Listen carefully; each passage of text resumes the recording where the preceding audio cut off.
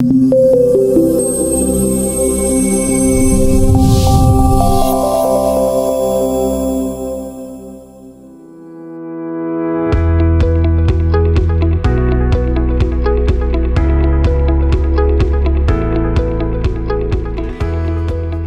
is Mqedanda. I am a residential engineer on site for Ibhongo Consulting. This road is a construction of earthworks, layerworks and surfacing and ancillary works on site.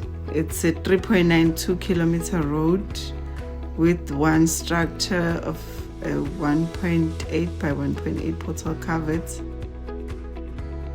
In this project, we've created job opportunities, 128 local laborers that were employed, and we had a training for National Youth Service, which is NYS.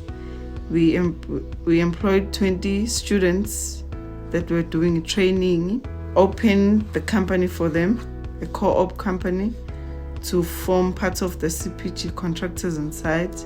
We had 15 CPG contractors on site, which are locals.